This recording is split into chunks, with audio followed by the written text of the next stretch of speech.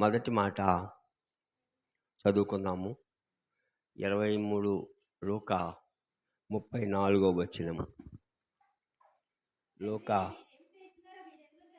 తండ్రి వీరేమి చేయుచున్నారో వీరెరుగరు గనుక వీరిని క్షమించమని చెప్పాను.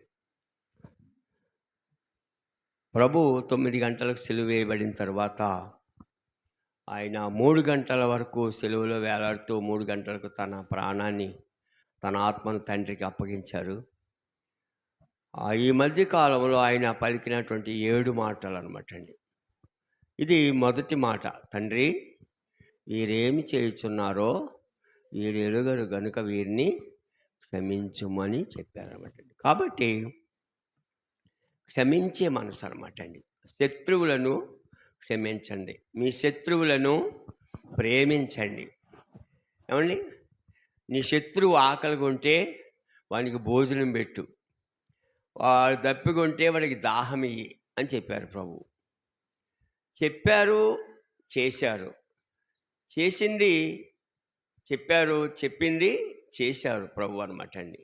ఇక్కడ మరి క్షమాపణ, మరి ఆ సమయంలో వాళ్ళు నిందిస్తున్నారు, ప్రభుని దూషిస్తున్నారు. నువ్వు దేవుని, ఇందాక చదువుకుందాం కదా వాక్యంలో, నువ్వు దేవుని కుమారుడు అయితే ఇప్పుడు సిలువలోంచి దిగిరా, అప్పుడు మేము నమ్ముతాం. ఏమండి, ఎన్ని చేసినా నమ్మలేదు కానీ ఇప్పుడు నమ్ముతారట. అంటే దుష్టుడు వాళ్ళలో ఉండి పలికించే మాట అనమాట. ఇప్పుడన్నా సిలువ నుంచి దిగిపోతే ఆ యాగం పాడైపోద్దని. ఆయన ఎందుకు పాడు చేసుకుంటాడు వచ్చిన పనిని? ఏమండి, ఇదివరకు మా చిన్నప్పుడు జంగాలోళ్ళు వచ్చేవాళ్ళు, గంట వాయించుకుంటా శంఖం బూ అని ఊదుకుంటా అడుక్కోవడానికి వచ్చేవాళ్ళు పొద్దున్నే అనమాట అండి. అయితే కుక్కలో వాడికి జోలు ఉంటుంది, ఈ కర్ర సంఖలో ఉంటుంది అనమాట అండి. ఈ కర్ర మాత్రం సంఖలోనే ఉంటుంది. కుక్కలు వెనక బొవ్వు అంటూనే ఉంటాయి, వీడి పని వీడు చేసుకుంటానే ఉంటాడు. ఎందుకనంటే అవసరమైతే తీస్తాడు కర్ర, అందాక వెళ్ళిపోతూనే ఉంటాడు, ఆడి పని వాడు చేసుకుంటూ ఉంటాడు అనమాట అండి. కుక్కలు ఎన్ని మురుక్కున్నా మన పని మనం చేసుకోవాలి. ప్రభువు వచ్చిన పనిని సమాప్తం చేశాడు, అంతే. తండ్రి అప్పగించిన పనిని సమాప్తం చేశాడు. సిలువలో ఉన్నప్పుడు దిగిరా, అప్పుడు చూస్తాం అంటే దిగి రాలేడని వాళ్ళ ఉద్దేశం అనమాట. సాతాను ఏంటి, ఇప్పుడలా దిగిపోతే నా తల చెతకబడకుండా ఉంటుంది, నా తల చెతకొట్టుకోకుండా నేను సేవ్ అవుతానని దుష్టుడు అనమాట అండి.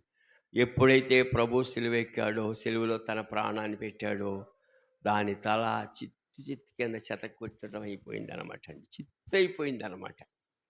ఒకసారి కాలండి, ఎంతే ఉంది పాము, చిన్న పాము, అది నేల మీద నడుతులా ఎలాగంటుంది, ఎలా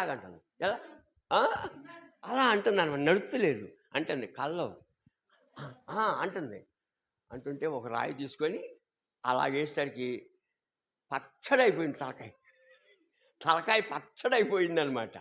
అంటే అది దేవుడు చిత్త కొట్టడమే దాని తలకాయని అనమాట. అలా ప్రభు దాని తలని చిత్తి చేసేసాడు.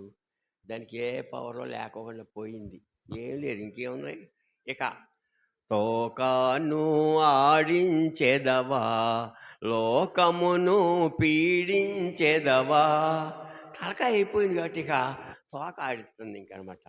తలకాయ చచ్చింది, తల ప్రాణం తోకలోకి వచ్చి పామును మనం చంపినప్పుడు ఇలాగ ఆడద్దు తోక అనమాట. నేను పామును కొట్టినప్పుడు అమ్మమ్మ అనేది తలకాయ చితకబోడు, బాగా తలకాయ చితకబోడు, కళ్ళు చూస్తున్నాయి చితకబోడు బాగా అంటే, చచ్చా కూడా తలకాయని ఇంకా పొడిచి తలకాయని అప్పుడు పారేసేవాడు పాముని అనమాట. అలాగున ప్రభువు దాని తల చితక పొడిచేసాడు అనమాట. అందుకని ఇక్కడ ఆ మాట పలికి క్షమించాడు వాళ్ళని. తండ్రి వీరేమి పలుకుతున్నారో, ఏం చేస్తున్నారో, ఏమంటున్నారో వాళ్ళకి తెలియదు, వీళ్ళని క్షమించు అంటే ఆయనకు అంతా తెలుసు, చేపించేది ఆడని. వాడు ఏం చేస్తున్నాడంటే వాళ్ళలో ఉండి ఈ మాట పలికిస్తున్నాడు అనమాట. నువ్వు దిగిరా చూద్దాం అన్నాడు అనమాట. లేకపోతే నువ్వు అలాగా ఇప్పుడు చెప్పు, అది చెప్పు, ఇది చెప్పు అని ఆయన్ని దూషిస్తున్నారు. కానీ ఆయన ఏమీ మాట్లాడుకోకుండా ఆయన తండ్రిని క్షమించమని తండ్రికి ప్రార్థన చేశాడు. ఇంకా సిలువ వేసినప్పుడు సిలువ మీద ఉన్నటువంటి వాళ్ళట ఇంకా ఆ బాధ తట్టుకోలేక ఈ సైనికుల్ని వీళ్ళని బాగా తిడతారట. అందుకే వాళ్ళ నాలుకలు కోసేస్తారట. వాళ్ళు తిట్టకుండా నిచ్చినేసేసుకొని నోరు తెరిచి నాలుకలు కోసేస్తారట. కానీ ప్రభు పలికిన మాట చూస్తే వాళ్ళకి ఎంతో ఆశ్చర్యం వేసిందట. ఇదేంటి తిడతారేమనుకుంటుంటే మనం ఈయన తండ్రి వీరేమి చేస్తున్నారు, వీరు ఎరుగరు కనుక వీరిని క్షమించమని పలుకుతున్నాడు ఏమిటి అని వాళ్ళు చాలా ఆశ్చర్యపడ్డారనమాట అండి. అందుకే మనము కూడా మన శత్రువులను క్షమించాలి, శత్రువులను ప్రేమించాలి, శత్రువుల్ని మిమ్మల్ని దూషించే వారిని దీవించండి. అబ్బా, ఎప్పుడన్నా మనం తిట్టే వాళ్ళని మనం దీవించామా? దేవుడు నిన్ను దీవించింది కాక అన్నామా? అనాలా. మనల్ని ఎవరన్నా తిడుతుంటే నువ్వు ఎప్పుడు చస్తావురా అంటే దేవుడు నీకు దీర్ఘాయుష్ ఇచ్చును గాక, దేవుడు నీకు మంచి మారు మనసు ఇచ్చును గాక, నువ్వు నాకన్నా మంచి సేవకుడు అవుదువుగాక అని దీవించాలన్నమాట అండి. శత్రువులను దీవించమంటున్నాడు ప్రభు. ఒకసారి ఒక అమ్మాయి ఎవరు నన్ను ఏదో అంటే బాధేసేసేసింది. మరి మాట అంటే బాధ వస్తుంది కదండి, లేని మాట ఉన్న మాట కాదు కదా, ఓ నింద అన్నమాట. బాధ వచ్చేసి మళ్ళీ ప్రభువా క్షమించు, ఆమెను క్షమించిన ఆయన అని ప్రార్థన చేసి, మరి అంతే కదా, మరి క్షమించవలసిందే మన బాధ్యత.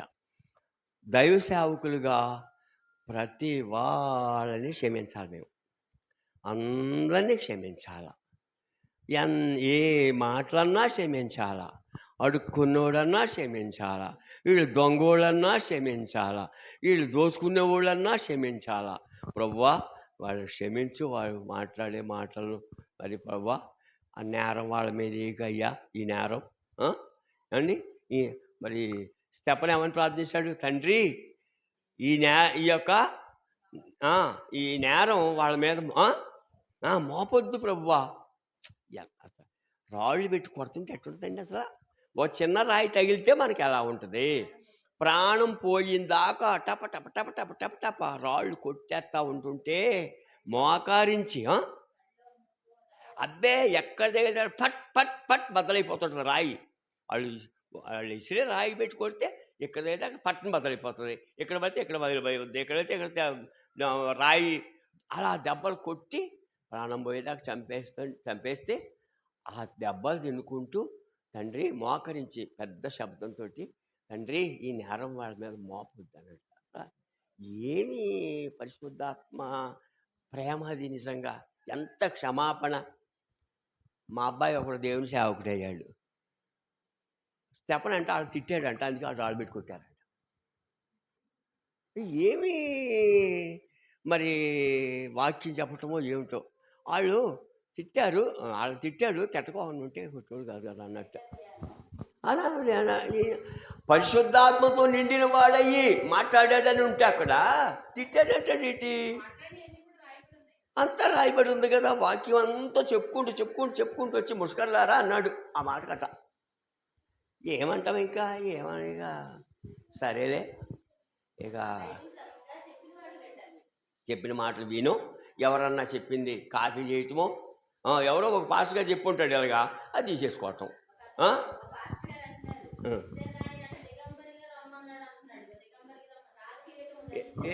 రాణి వస్తీని సరే వస్తీని రాజకీయం పెట్టుకొని తన సౌందర్యం చూపించడానికి రమ్మన్నాడు. దిగంబరికి రమ్మంటాడు ఏంటి? అసలు రాజుగారు భార్య అనే రాణిని దిగంబరికి రమ్మంటాడా? బుద్ధి ఉందా వీడికి? అసలు బుద్ధి లేదా? చిచి వాళ్ళకి ఏది అర్థమవుతుందో, ఏమి గ్రహిస్తారో, అది ఏమి జ్ఞానమో ఏమీ తెలియదు. ఏం చెప్తాము? ఆ రకంగా ఉంటుంటారు కొందరు. ఆయన స్టెఫను అలాగా అటువంటి ఆత్మతో చెబితే, ఆత్మతో మాట్లాడితే అతను ఆ మాట మాట్లాడాడు. లేకపోతే ఇంకేదో ఏదో మాట్లాడతారు. వాక్యం అంటే పరిశుద్ధాత్మతో వాక్యాన్ని గ్రహించేటువంటి గ్రహింపు లేక అనమాట, అర్థం చేసుకోలేక అనమాట. తెలియకపోతే దేవుణ్ణి అడిగితే దేవుడు తెలియజేస్తాడు. ఏదైనా మనకి ఆయన అర్థం చేస్తాడు, ఆయన తెలియజేస్తాడు. మర్మాలు నాకు మొదలుపెట్టుమో నేను నీకు ఉత్తరం ఇచ్చేదను. నీవు గ్రహింపలేని గొప్ప సంగతులు, గూఢమైన సంగతులు నేను నీకు తెలియజేస్తాను అని ప్రభు చెప్పారు చక్కగా వాక్యంలోని ఇర్మియా 33. అంతేగాని ఏదో మనకు వచ్చేసిన మాట, ఎవరో చెప్పిన మాట వినేసేసి ఏదో కాపీ చేసేసి ఎవరో మాట్లాడినట్టుగా మాట్లాడి అలాగ మాట్లాడి ఇలాగ మాట్లాడి పనికి మాలినటువంటి ప్రశ్నలు, యక్ష ప్రశ్నలు లాంటి ఏదో వాళ్ళు ఏ మతోన్మాదులు మాట్లాడితే తప్పు కదా అది అలాగా అస్సలకి. కాబట్టి ప్రభు యొక్క మనసు ఏమిటంటే క్షమించే మనసు, ప్రేమించే మనసు, దీవించే మనసు. అక్కడ ఎవరిని కూడా ఎప్పుడు అన్నా ఒక్క మాట, చెడ్డ మాట ఎవరిని మాట్లాడలేదు. ఎంత చెడ్డవాళ్ళను కూడా ఎంతో ప్రేమతో మాట్లాడాడు. శత్రువులందరినీ కూడా అన్నమాట క్షమించాడు, శత్రువులు ప్రేమించాడు, దీవించాడు. అన్నీ అది ప్రభు యొక్క లక్షణం. మనము కూడా అటువంటి లక్షణము కలిగి మనము కూడా క్షమించాలి. ప్రతి వారిని క్షమించటమే పని. నేను అందరినీ క్షమిస్తానంట. క్షమించటం నీ చేతనైతే ఆయనకి పరదేశీ అయ్యా. మీరు దేని విషయంలో ఎవరిని క్షమించుతున్నారో నేనును వారిని క్షమించుతున్నానని వాగ్దానం ఇచ్చాడు ప్రభువు నాకు. మీరు దేని విషయంలో ఎవరిని క్షమిస్తున్నారో నేను కూడా వాళ్ళని క్షమిస్తున్నా అన్నాడు. శిష్యులు కూడా ఏం చెప్పాడు? మీరు ఎవరి పాపములు క్షమింతురో అవి వారికి క్షమింపబడును, ఎవరి పాపములు నిలిచి ఉండనిత్తురో అవి వారికి నిలిచి ఉండును అన్నాడు. అందుకని మనం క్షమించాలి అంటే క్షమించటమే. క్షమించుకుంటూ వాళ్ళమే ప్రభువా క్షమించిన ఆయన, ప్రభువా క్షమించిన ఆయన. ఒకసారి ఒక కాలు వచ్చింది నాకు. ఆటో నడుపుతున్నాను నేను. ఆటో నడుపుతూ ఆటో నిండా ఉన్నారు. అది మెయిన్ రోడ్డు. ఇలాగా ఆటో ఎక్కించుకొని బయ్యం తీసుకెళ్ళిపోయి ఆ మెయిన్ రోడ్డు ఎక్కేసేసి పానిచ్చేస్తున్నాను. పాలకోళ్ళు చిన్నమ్మతోటి అక్క ఆటో నిండా ఎక్కించుకొని నడుపుతున్నాను ఏంటని అని అడిగాను. కళల భావం బాగా చెబుతుంది అక్క. అదేరా నడవలేని వాళ్ళు, కుంటోళ్ళు, గుడ్డోళ్ళు అందరినీ ఆటోలు ఎక్కించుకొని తీసుకుపోతున్నాం. అదే అనమాట. అలాగా కుంటోడా, అరే నువ్వు నడవలే ఆడలే పడరా, అది గుడ్డోడా నీకు దారిగా పడ్డాడు వారా అంటే అలాగా ఆయన ఎక్కించుకెళ్ళాలి. వాడికి తీసుకెళ్ళాలి చోటకి తీసుకుపోవాలి ఎక్కించుకొని, ఆటోలో కూర్చోబెట్టుకొని డ్రైవ్ చేసుకుంటా పోవాలి. దేవుని స్తోత్రం. అలాగిన మనము అనేకులకు, గుడ్డోళ్ళకి కళ్ళుగాను, కుంటోళ్ళకి కాలుగాను, మోగవాళ్ళకి నోరుగాను మనం ఉండాలి. అంతే, మనం ఉండాలన్నమాట. అంటే వాడి పని మనం చేయాలన్నమాట. అంటే వాడిని పరలోక రాజ్యం చేర్చవలసినటువంటి గమ్యం చేర్చవలసిన బాధ్యత మనదన్నమాట. అదనమాట దేవుని స్తోత్రము. ఆ రకంగా ఒకసారి అయితే ఒక మంచి గుర్రం, ఏం లేదు యూనికార్న్ అనమాట, మంచి గుర్రాన్ని ఎక్కేసి వెళ్ళిపోతుంటే పెద్ద అడితీళ్ళు లాంటి కర్రలు కర్రలేవు అడివి లేదు గిడువు లేదు అసలు. గుర్రం ఎక్కడం అంటే చిన్నప్పుడు ఎంత సరదాగా ఉండేది. గుర్రం ఎక్కి నడిపేవాడిని గుర్రాన్ని కూడా, మా బామ్మది కూడా. అలాగా ఒకసారి కాలు వచ్చిందన్నమాట. అలాగనే మరి దేవుని స్తోత్రము గుర్రం అనగా ఒక సంఘమో ఏదో అని చెప్పింది నాకు ఒకసారి అనమాట. అదే నీవు ఫరో రథాశ్వములను పోలి ఉన్నావు అని అన్నట్టుగానే అనమాట. అలాగున సంఘాన్ని ఇంకా అలా తీసుకుపోవటమే. మనం ఎలా అనుకోండి, కానీ మనం యేసుప్రభు కంట మనం గొప్పవాళ్ళం కాదు కాబట్టి యేసుప్రభు అంత చేయలేకపోయినా కొంత మరి చేసుకుంటూ పోవాలన్నమాట. ఆయన చేసినంత చేయలేకపోయినా ఆయనలాగా చేసుకుంటూ ఆయన మనసు కలిగి ఉండి అలాగే క్షమించటం, ప్రతివారిని క్షమించటం. ఎంతటి వాళ్ళనైనా కూడా, ఎంత ఘోర పాపులనైనా కూడా ప్రభువా క్షమించయ్యా, ప్రభువా క్షమించయ్యా, ప్రభువా వాళ్ళని మార్చయ్యా, వాళ్ళని దీవించయ్యా, వాళ్ళని ఆశీర్వదించయ్యా అని ప్రభువుని మనం క్షమించమని మనం ప్రార్థన చేసినప్పుడు ప్రభు క్షమిస్తాడు. మనం వాళ్ళని దీవించినప్పుడు దేవుడు దీవిస్తాడు.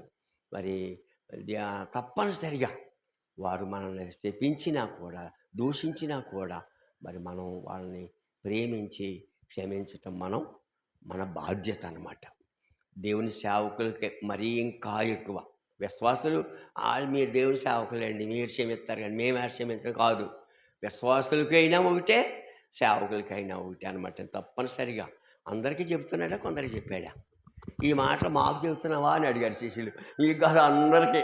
వినేవాళ్ళ అందరికీ అనమాట ఆ మాటలు అనమాట. తప్పనిసరిగా ప్రభు చెప్పినటువంటి అలాగా సిలువలో చూపినటువంటి ప్రేమ.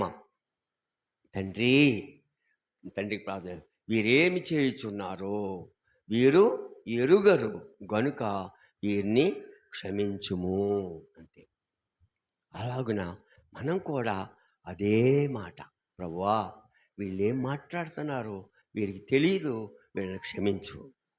వీళ్ళు ఏం చేస్తున్నారో వీళ్ళకి తెలియదు, వీళ్ళని క్షమించు. వీళ్ళని దీవించు, వీళ్ళని ఆశీర్వదించు, వీళ్ళకి మారు మనసు ఇవ్వి అంతే. ఓ విగ్రహారాధికులు కనపడతా ఉంటారు పూజలు కాడ, అక్కడ ఇక్కడ కొండల గుట్టల కాడ అని. ప్రభువా వీళ్ళందరినీ మార్చయ్యా అని ప్రార్థన చేస్తుంది. వాళ్ళు మేకలు తీసుకెళ్తుంటారు, కోళ్ళని తీసుకెళ్తుంటారు, ఏం చేస్తుంటారు, అక్కడ ఏవో చేస్తూ ఉంటారు తెలియక అనమాట. అప్పుడు ప్రభువా వీళ్ళందరూ క్షమించిన ఆయన, వీళ్ళందరికీ నీ రాజ్యంలో చోటి, వీళ్ళందరికీ మారు మనసు దయచేయి అంతే.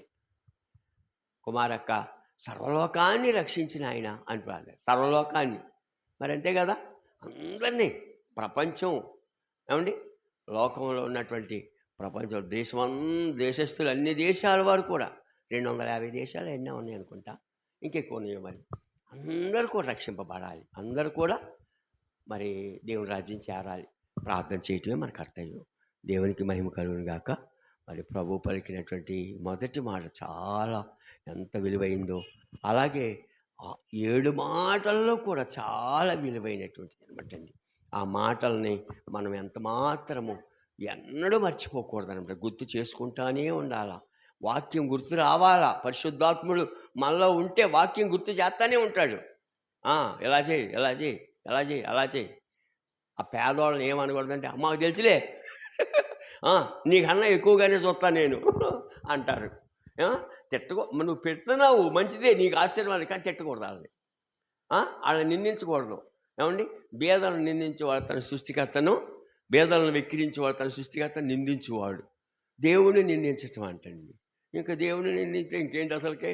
అందుకని బేదలని ప్రేమించాలి, ప్రేమతో పెట్టాలి, ప్రేమతో చేయాలి. ఏది చేసినా ప్రేమతోటి. మీరు చేసే ప్రతి పని ప్రేమతో చేయమంటాడు అంతే. కష్టంగా, నష్టంగా, నిష్ఠూరంగా కాదు, ప్రేమతో చేయాలంట. అది దేవునికి ఇష్టం అన్నమాట. దేవునికి మహిమ కలుగాక. దేవుడు తన మాటలు దీవించి ఆశించడుగా. నువ్వు 2వ మాట చదువుకుందామా? చదవండి అయితే 2వ మాట. జీలిమిల్లు అలాగే అంత 7 మాటలు వరుసగా చెప్పుకుంటారు. నిజమాట అది 23:43. అందుకు ఆయన వానితో, నేడు నీవు నాతో కూడా పరదేశంలో ఉందివని నిశ్చయముగా నీతో చెప్పుచున్నానని. నేడు నీవు అంటే దొంగ, మొదటి దొంగ, నీవు దేవుని కుమారుడు అయితే నిన్ను నువ్వు రక్షించుకొని మమ్మల్ని కూడా రక్షించవచ్చు కదా అని అంటున్నాడు. ఎడమవైపు ఉన్న దొంగ ప్రభువుని, ఏమండి నువ్వు దేవుని కుమారుడు అయితే అంట. సాతాను ఇది నిజమా అంది. ఎవరితో? హవ్వతోటి. ఇది నిజమా అంటే ఏంటది అంటే, దేవుడు ఈ తోట ఫలాల్లో వృక్షఫలం ఏదైనా తినొద్దన్నాడా? చెప్పాడు. తోట వృక్షఫలం మధ్యలో ఉన్న చెట్టు ఫలం తినొద్దని, తింటే చస్తామనంటే మీరు సావరు అంది. దేవుడు ఏమో చస్తారు మీరు అని చెప్తే ఇది సావరు అంది. దాని మాట అంది. అదనమాట అండి. ఏమండి, ఆ రకంగా నిజంగా చూస్తే ఇక్కడ 34 కదమ్మా. ఈ యొక్క మొదటి దొంగ ప్రభువుని దూషించాడంటండి. రెండవ దొంగ ఏమంటాడంటే, అప్పుడు గద్దించాడు వాడిని. కుడివైపున దొంగ ఏమన్నా అంటే, ఇంగో నీవు అదే శిక్షా విధిలో ఉన్నావు, దేవునికి భయపడవా? మనకైతే ఇది న్యాయం, మనం చేసిన వాటికి మనం అనుభవిస్తున్నాం. ఆయన అయితే ఏ తప్పు చేయలేదు.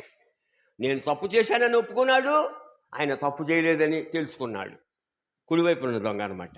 అని చెప్పి, అయ్యా యేసు, నీ రాజ్యంతో వచ్చేటప్పుడు నన్ను జ్ఞాపకం చేసుకో అంటే ఆయనకు ఒక రాజ్యం ఉన్నదని కూడా తెలుసు అనమాట. ఈయనకి ఆయన వస్తాడని కూడా తెలుసు అనమాట ఈ దొంగకి. కానీ దొంగతనంలోనే ఉంటున్నాడు, దొంగతనాల్లోనే ఉంటున్నాడు, నరహత్యలోనే ఉంటున్నాడు. అయితే మరి యేసు అని పిలుస్తున్నాడు ప్రభువుని. చిన్నప్పుడు ఆడుకున్నారంట యేసు ప్రభువుని దొంగ కూడా ఆడుకున్నారు కాబట్టి చిన్నతనంలోని. మరి తల్లిదండ్రుల దగ్గర ఉన్నాడు కదా ప్రభు. ఆ సమయాలు మరి తనకు వయసు వచ్చేదాకా 30 ఏళ్ళు వచ్చేదాకా ఉన్నాడు కదా, తల్లిదండ్రుల దగ్గరే ఉన్నాడు కదా.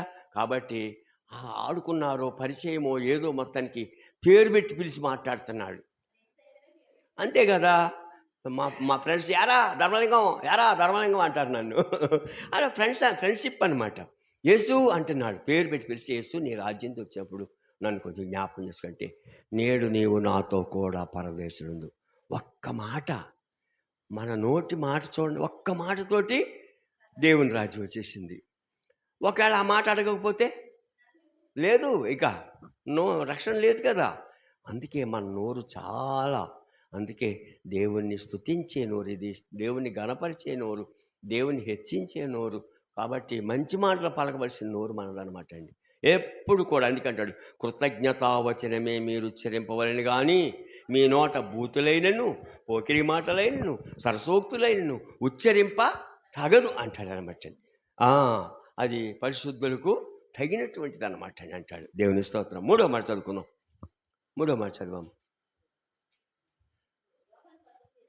యోహాను 19.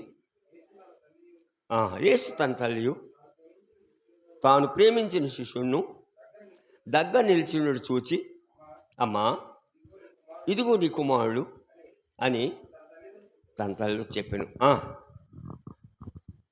తర్వాత చూచి ఇదిగో నీ తల్లి అని చెప్పి అదనమాట అండి.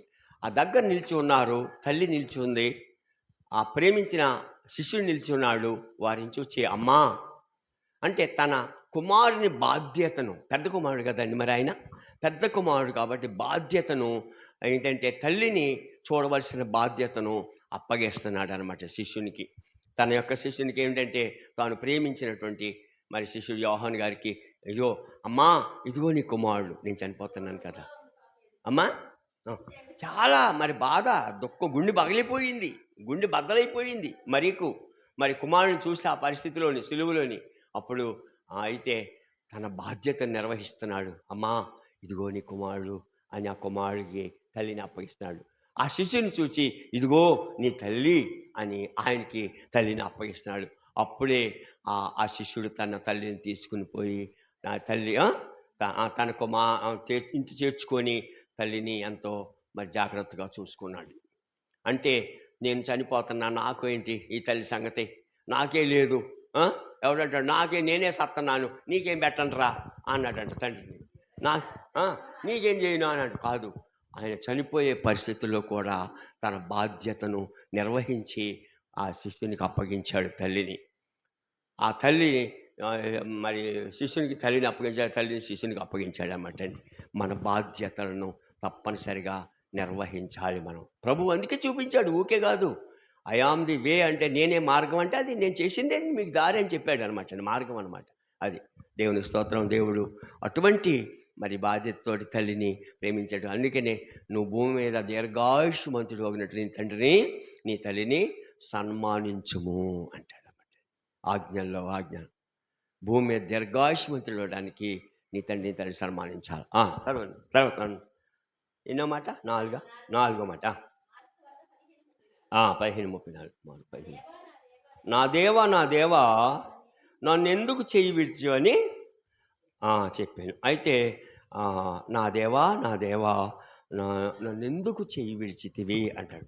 మరి చెయ్యి విడిచిపెట్టకపోతే వీళ్ళు సిలువ వేయలేరుగా, ఆ సిలువ యాగం అవ్వదుగా తండ్రి. అందుకని ఏం చేశాడంటే కొద్ది సమయము ఆయన చెయ్యి విడిచిపెట్టవలసి వచ్చింది అనమాట. అందుకే అప్పుడు అంటాడు, ఇక నా దేవా నన్ను ఎందుకు చెయ్యి విడిచి అంటాడు. వాళ్ళు వచ్చి సైనికులు అందరూ వచ్చేసి ఆయన్ని పట్టేసుకోబోతే అందరూ వెనక్కి పడిపోతారు. మాకు స్వాత అందరూ పడిపోతే వెనక్కి వాళ్ళు మళ్ళా లేచి నిలబడతాడు. కళ్ళు నలుపుకుంటూ లేచి, మీరెవరిని ఎదుగుతున్నారు అంటే నజరేయుడైన యేసుని. నేనే, నన్ను పట్టుకోండి, వీళ్ళని విడిచిపెట్టండి. తనను తాను అప్పగించుకున్నాడు. యోధా ముద్దు పెట్టుకునేదో అప్పగించాడే తప్ప అసలు తనను తాను అప్పగించుకున్నాడు. నేనే యేసుని, మీరు నన్ను పట్టుకోండి, ఆయన వాళ్ళని విడిచిపెట్టండి అని చెప్పి శిష్యుల్ని విడిచిపెట్టమని చెప్పాడు అనమాట అండి. అలాగున మరి నిజంగా ఆ మాట మళ్ళీ చదువునా మాట.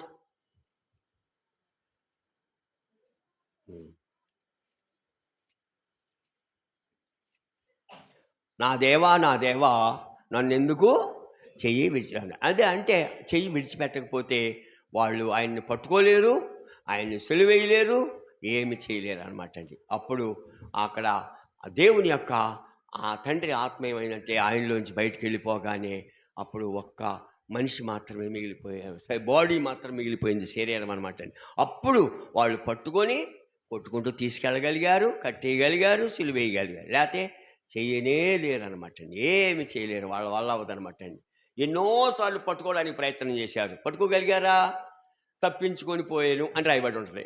ఆయన పట్టుకోవడానికి వెళ్ళేసరికి ఆయన మరి వాళ్ళ కనబడకుండా వెళ్ళిపోయాడు కావాలి. యోధా కూడా అలాగే అనుకున్నాయంట, నేను 30 రూపాయలు తీసుకొని ఆయన అప్పగిస్తాను, వాళ్ళు పట్టుకోవడానికి వస్తారు, ఈయన వెళ్ళిపోతాడు, నా డబ్బులు నాకు మిగులుతాయి అనుకున్నాడు. కానీ ఇదేంటి ఎలా శిక్ష పడిపోయిందని అతను మళ్ళా బాధపడి సాతాను వదిలిపోయింది, సాతాను వెళ్ళిపోయింది. ఎప్పుడైతే ప్రభుని అప్పగించాక సాతాను వాడిని వదిలిపోయాక నేను నీతిమంతుడిని అప్పగించానని, తప్పు చేశానని బాధ వచ్చి ఆ 30 రూపాయలు మళ్ళీ వాళ్ళ దగ్గర పట్టుకెళ్ళి, ఇదిగో నేను నిరపరాధ రక్తాన్ని అమ్మి నేను పాపం చేశాను, మీ డబ్బులు మీరు తీసుకోండి అంటే, ఆ డబ్బులతో మాకు పని లేదు, పో, నువ్వు మాకు అప్పగించేసావు, మా పని అయిపోయింది, నీ పని అయిపోయింది, పో, మాకు డబ్బులతో పని లేదంటే ఇంకేం చేస్తాడు?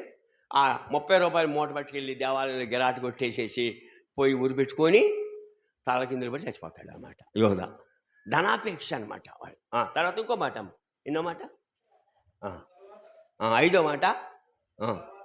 తర్వాత సమస్తమును అప్పటికి సమాప్తమైందని యేసు ఎరిగి లేఖనము నెరవేరినట్లు నేను దప్పిగొనుచున్నాను, నేను దాహము గొనుచున్నాను అన్నాడు ప్రభు. శారీరకమైనటువంటి దాహము కాదు కానీ ఆత్మీయమైన దాహం అనమాట అండి. అనేకులకు దాహము తీర్చడానికి ఆయన దప్పిగొన్నాడు, అనేకులను రక్షించడానికి ఆయన దప్పిగొన్నాడు అనమాట అండి. అందుకే అంటాడు, సమరయ స్త్రీ దగ్గరికి వెళ్ళి, ఇదిగో మరి నాకు దాహానికి ఇవ్వు అని అడిగితే, అప్పుడు నువ్వు యూదుడు కదా, నేను సమరయని, అయితే నువ్వు నన్ను దాహానికి అలా అడుగుతున్నావు అని అంటే యూదులు సమరయలతో సాంగత్యం చేయరని పడదు. కాబట్టి నీవు ఈ నీళ్ళు తాగితే మళ్ళీ దప్పికొంటావు, కానీ నేను ఇచ్చి నీళ్ళు తాగితే దప్పికొనవు, అవి కడుపులో నుంచి పారే జీవపు ఓట్లలాగా ఉంటాయి అని చెప్తాడు. ఆ నీళ్ళు నాకు ఈ అయ్యా, ఇంత దూరం నేను రాకుండా అంటే, నువ్వు వెళ్ళి నీ భర్తను తీసుకురా ఉంటాడు అనమాట. అంటే నాకు భర్త లేడయ్యా అంటే, అవును నిజమే, నీకు భర్త లేడు, కానీ నీకు 5 భర్తలు ఉన్నారు, ఇప్పుడు ఉన్నోడు నీ భర్త కాదు అని చెప్పాడు అనమాట.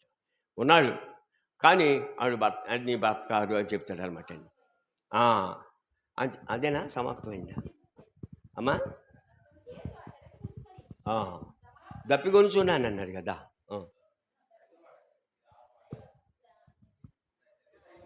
ఐదో మాట అది.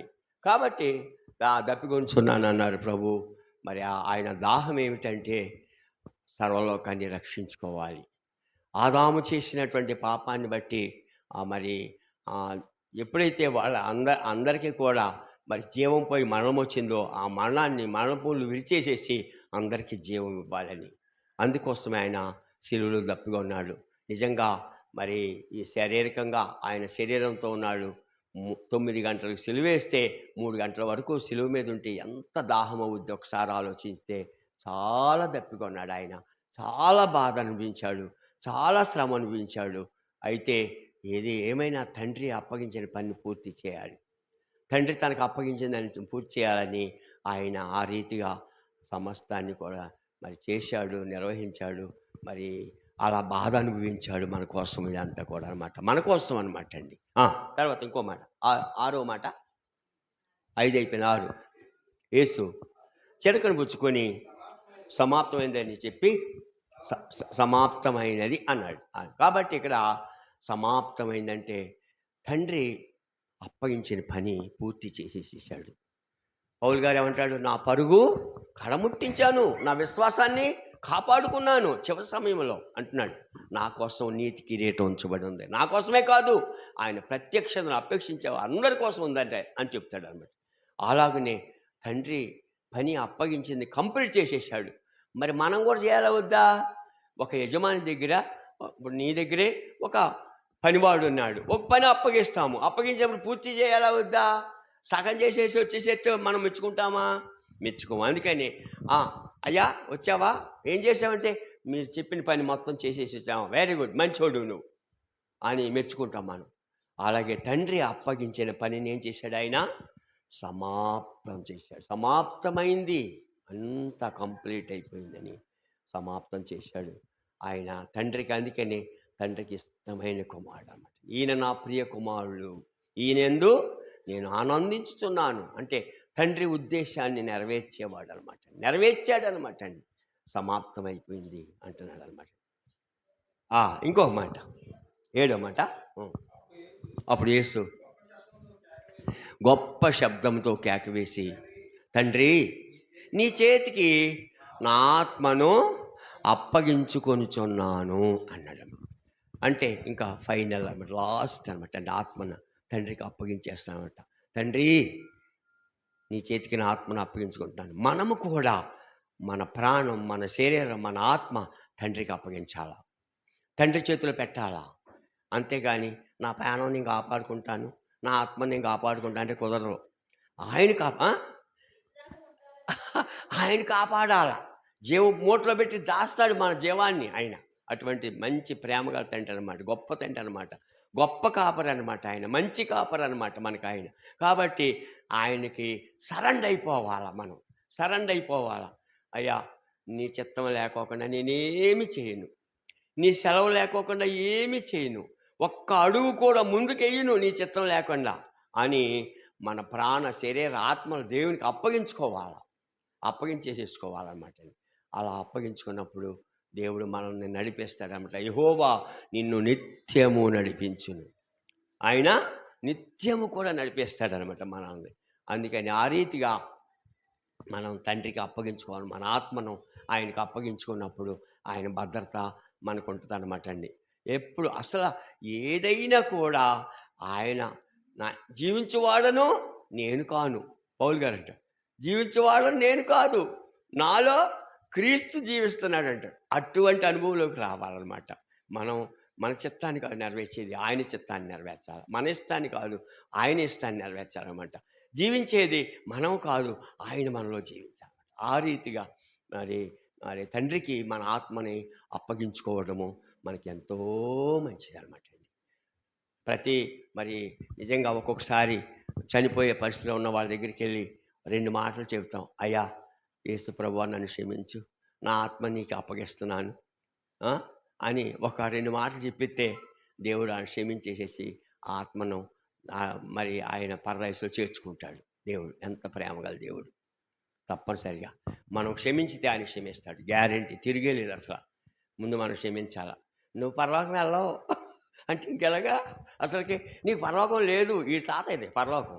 వీడి మాట చెప్తానికి ఏమండి, వీడి తాతయ్యదా ఏంటి అని అంటాడు. నా సొమ్ము నేను ఇచ్చుకున్నాను, నీ కడుపు అంటుకుందా, నేను మంచివాడిని అయితే అన్నాడు ఆయన. 5 గంటలకు వచ్చిన కూలోడికి ధ్యానారం ఇచ్చేశాడు. 9ంటికి వచ్చిన కూలోడికి ధ్యానారం చొప్పున అందరికీ ఒకసారి చివరొచ్చాడు మొదలుకొని మొదలు బాగా ఇవన్నాడు. వీళ్ళు అనుకుంటున్నారు మనకి ఎక్కువ దొరికితే ఇప్పుడు గంట పని చేసిన వాడికే ధ్యానారం ఇచ్చాడు, పొద్దున్న నుంచి మనం పని చేసాం కదా అనుకున్నారట. వీళ్ళకి ధ్యానారం ఇచ్చేసరికి వీళ్ళకి బాధ వచ్చేసిందంట. బాధ వచ్చేసి పొద్దున నుండి మేము ఎండలో సచ్చాము, ఎండలో మాడాము, మరి 1 గంట సేపు పనిచేసిన వాడికి మమ్మల్ని వాళ్ళు సమానం చేసావేంటి అని అడుగుతున్నారు యజమాని. నా సొమ్ము నా ఇష్టం, నేను ఇచ్చుకుంటా, నేను మంచివాడు నీ కడుపు అంటుకుందా అని అడిగాడు ఆయన.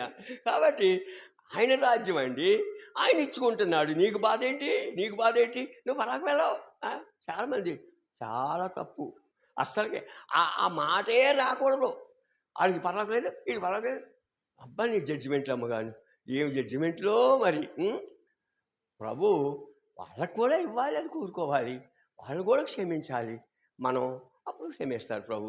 అందుకోసమని మనం క్షమిస్తే తప్పనిసరిగా ఆయన క్షమిస్తాడనమాట. మన చేతుల శుద్ధి వలన వారు ఏర్పడతారని ఉంది. ఇప్పుడు శేఖరు ఒక మంచి డిన్నర్కి వెళ్తున్నాడు, నేను హైదరాబాద్ వెళ్ళాను. "ఆ, మరి రండి అంకుల్ గారిని మనం తీసుకెళ్ళాలంటే నన్ను శేఖర్ని బట్టి నాకు వాళ్ళు భోజనం పెడతారు, నన్ను బట్టి పెట్టరు. శేఖర్ అంటే వెళ్ళేసరికి శేఖర్ రిలేషన్ కాబోలు, ఫ్రెండ్ కాబోలు, లేకపోతే చిన్నాన్న గారు అది కాబోలు అని చెప్పి ఆయన్ని బట్టి నన్ను వాళ్ళు నువ్వెవరు వెనకెళ్ళిపో అనరు. ఆయన్ని బట్టి నన్ను తీసుకెళ్తారు భోజనం, మంచిగా ఆయనతో పాటు భోజనం పెడతారు. అంతే. అలాగనే మనము కూడా క్షమించడం వలన మనం మనల్ని బట్టి ప్రభు వాళ్ళని క్షమించి వాళ్ళకి ఆయన రాజ్యం ఇస్తాడు. కాబట్టి అటువంటి క్షమాపణ మనం కలిగి ఉండాలి, ప్రేమ కలిగి ఉండాలి. ప్రభు కలిగిన లక్షణాలన్నీ మనం కలిగి ఉందుము గాక. దేవుడు తన మాటలు దీవించును గాక. ఆమె ఆమె ప్రార్థన చేసి చిన్న ప్రార్థన చేసి సాక్ష్యాలకు టైం ఇద్దామండి. పరిశుద్ధుడైన పరమ తండ్రి, మీ ఘనమైన నామానికి వందనాలు. ఇంతవరకు మా జీవితంలో అత్యవసరమైనటువంటి మాటలు నేను మీరు మాట్లాడారు. ఎంతో కష్టంలో కూడా మీరు మాట్లాడారు. వాటన్నిటిని ధ్యానం చేసుకునే మనసు మాకు దయచండి. విన్న వాక్యం విడిచిపెట్టేవారిగా కాకుండా మంచి నేలలో ఫలించినటువంటి నాయన మరి రీతిగా మేము ఉండాలి ప్రభా. నాయన మీ సన్నిధికి వచ్చిన మేము ఆశీర్వదింపబడాలి, దీవించబడాలంటే వాక్యాన్ని వినివారు మాత్రంగా కాకుండా నాయన అనుసరించేవారుగా మమ్మల్ని తయారు చేయండి. అనేకులకు మీ యొక్క చక్కని మార్గాన్ని నాయన నడిచి చూపించేవారిగా కూడా మాదిరికరమైన జీవితాలు మాకు దయచేయమని ప్రార్థిస్తూ, మీ ప్రేమను తెలియచెప్పేవారిగానే మేము ఉండడానికి సహాయం చేయమని, మాకోసం ఎంతో వేదన అనుభవించారు. ఈ సువార్తను అందరికీ ప్రకటింపవలసిన బాధ్యత మాకుంది కాబట్టి అందరం కూడా ఆయన బాధ్యత కలిగిన వారిగా నీ రాజ్యానికి వచ్చినప్పుడు కోట్ల ఆత్మలు తీసుకురావాలి ప్రభా. అటువంటి కృప దయచేస్తారని ఆయన మీ ఆత్మను మా అందుంచి నడిపిస్తారని నమ్ముచు నీ కుమారుడు నిలబెట్టుకొని మాట్లాడిన ప్రతి మాటను బట్టి మీ నామానికి మహిమ చెల్లిస్తూ, అలాగే సాక్ష్యం చెప్పే బిడ్డల మీద కూడా మీ పరిశుద్ధాత్మశక్తిని కుమ్మరించమని యేసునామమున నడుచున్నాను తండ్రి. ఆమేన్. సాక్ష్యం